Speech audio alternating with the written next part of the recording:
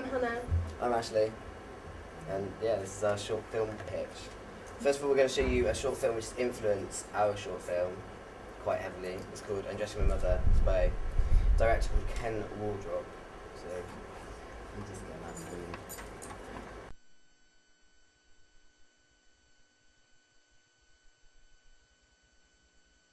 There's a man by the name of Willie Goodwin, and he's teasing me out of my life. He has a fine daughter named Ethel, and he wants me to make her my wife. She stands 6'4" in her stockings, and the waist of herself would make 3. And if only I was sitting beside her, sure my elbow just reached to her knee. La la la la la la la la la la la la la la la la. I've been a farmer's wife now for the last 44 years, and I feel good about myself. I do feel good about myself. Once you hit 60 now, I'm telling you, your next birthday doesn't belong hitting the 70 mark and 80, and then you're where are you after that? My husband always liked to know there was somebody in the bed with him. I would often say to him, "Oh, would you like if I was skinnier?" "No," he said, "where would I get heat from that?"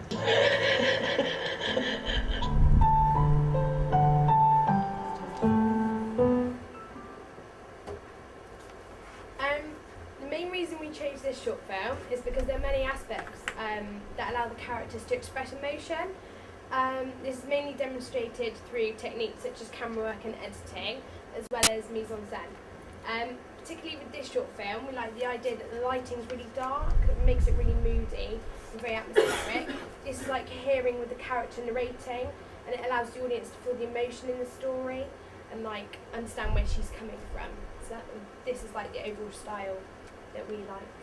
Like a docudrama, Yeah. isn't it? We particularly like the camera shots because she's never completely in the frame, the main character. It's always close-up shots, mid-frames, parts, like the eye and stuff. It's just like, it's much more engaging for the audience to watch. And sensitive and emotional, And isn't sensitive and it? emotional. It becomes that way. The woman narrates the whole time, no matter what the angle is, so like, it's always got the constant narration over the top, even when it's a shot of her not speaking, like the one in the bath now.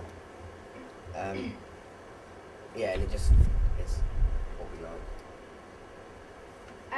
After researching many other short films, we found that the same director also did another short film called Farewell Packets of 10. It's in the same style, like it's again really dark. Well, it's not really dark, but it's not bright, and the camera stays on these two women the whole time throughout the film. It sounds really boring, but it's not, because what they're talking about, it kind of engages the audience. It's the characters, isn't Yeah, it? yeah, and they're both in a documentary style. So yeah, our own film is the same format, it's a docudrama, and this is a brief synopsis. Cross-cutting between two interviews, this docudrama explores the relationships between two couples after an event which turns their lives upside down. We hear how important their relationships are and how marriage is not all a bed of roses. One story develops into a tragic loss whilst the other has a bitter end. A car crash reveals the truth behind a hidden relationship which links the two marriages in the form of betrayal, and karma gets its revenge.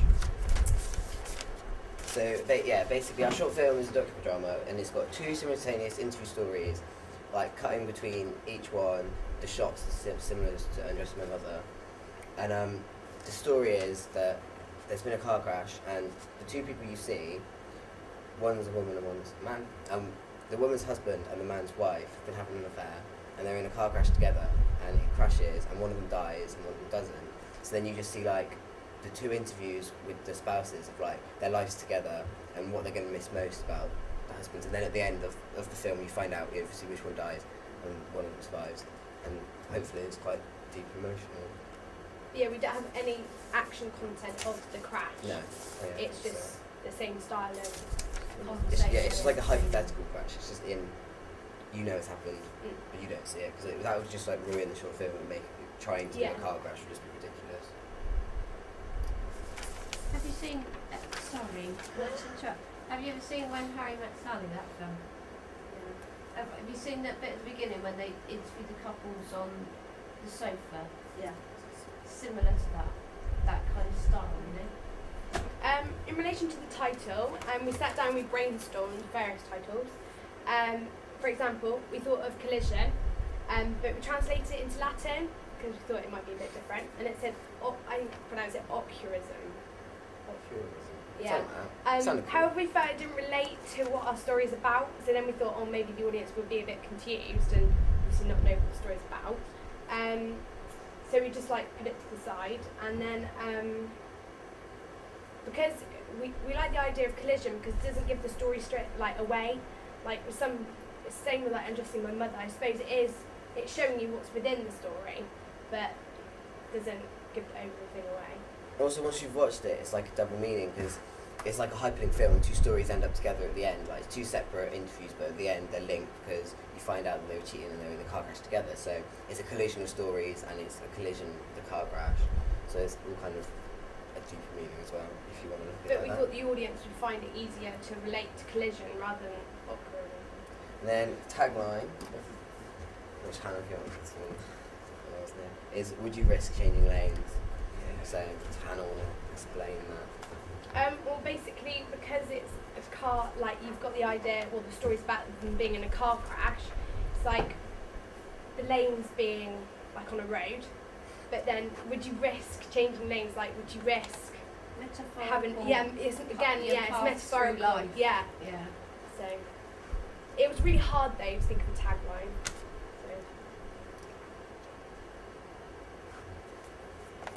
Actors, looking for an actress and an actor, both elderly. One has to portray a more country rough around the edges look, and the other more of an upper class, mainly the women.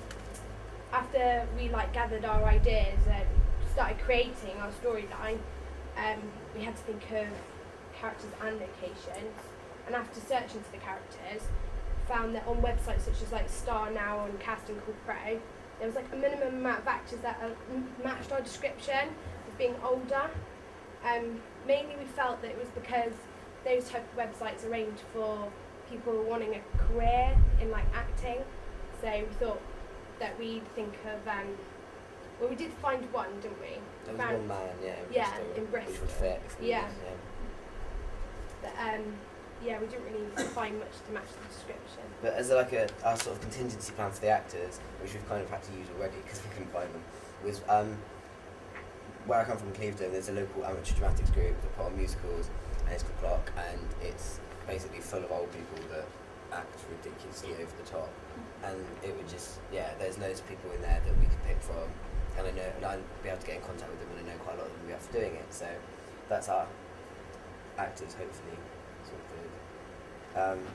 But as there's two different characters narrating, two different families, we're going to need two different houses. So we've the locations, we've already also got them sorted because obviously it's two older people. We're going to use my grandparents' houses and they also kind of fit the two characters that we've created as well. First of all, we've got my nan's house. This is going to be it's a normal sort of suburban house, but there's things outside over the top gardening everywhere, and inside everything there's little trinkety things and stuff that makes it seem like someone that's trying to be a bit smarter than other people and a bit more upper class on the inside, because plates on the wall, old people things that they like to collect and stuff. So that would be good for the woman who's trying to set herself higher than everyone else. And then the second house, what am I doing? Is in Barragurney, which is my granddad's house. That's not his house, don't get excited. That's an old school, and he lives in part of it, and they have communal grounds and stuff, so it's sort of more of a country house, for the rough around the edges guy. It's like a kitchen table, big Arga kind of country house, which we think fits the man's description. In terms of cost, we're trying to budget quite low.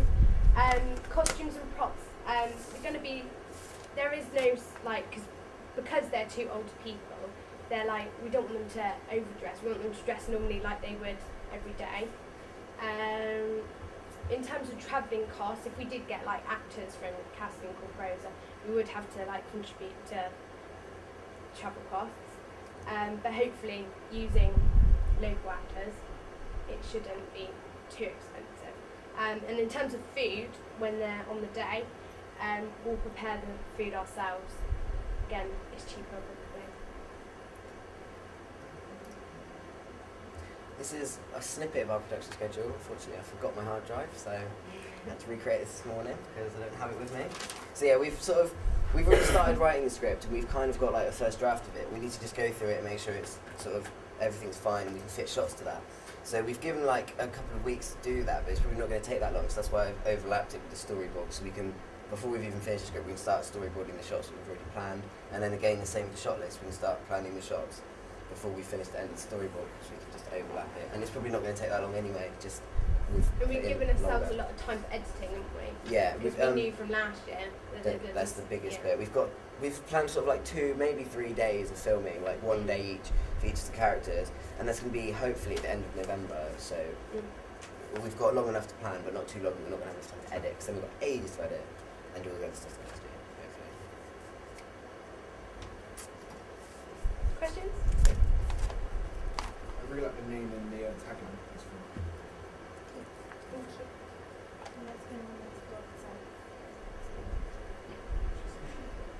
As you said, it was good in a metaphorical sense. How can you really like any miracles? Any other questions, guys? With Claire? travel, how will you get the people to the place and the food and the equipment to the Well, in terms of equipment, we'll probably take it home ourselves, Yeah. ready for we're gonna hire it out like now, so that we have it for when we want to film, so prepare in advance. In terms of food, we're gonna make it ourselves, and in terms of getting them there, well, it depends obviously where they're gonna come from. If they're So the, if it's Bristol sorry. or something. if they're the clock people, then like the musical people, then they live in Clevedon. Almost all of them live in Clevedon anyway, and one of them hosts in Clevedon, and one of them is 20 minutes from Clevedon. So if they live in Clevedon and we're going to Barrowgony, we can just like pop them in the car and drive them down. Yeah. Parents lifts. Pop them in the car. Yeah, wheel them in. Put them in the boot. Yeah, just parents lifts and what we've done for the last 5 years. Like lifts, hopefully. But obviously if they're coming from afar, then we Train. can pay for them to get a train, or if they something like drive, that. we can give Or them pick them petrol up from the station. allowance. Or pick them up. Parents lifts. It did take a little bit too long for not to get to the point of each each side come on. It did take a little bit too long to get to the point of everything you talk about. Basically, need waffle and that. What do you Love have? waffles. Waffling's great.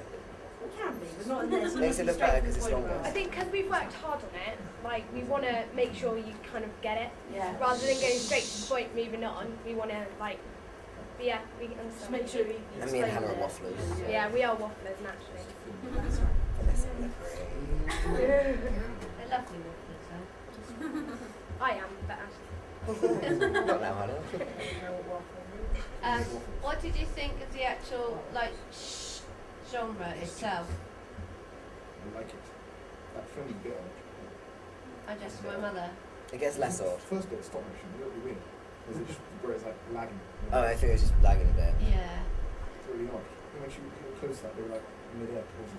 She's just talking about it was his mother, wasn't it? The yeah, director's it's the mother. director's mother. Yeah. And She's talking about her she's husband. just talking about getting older, how she feels about it, the fact her husband died and she's on her own.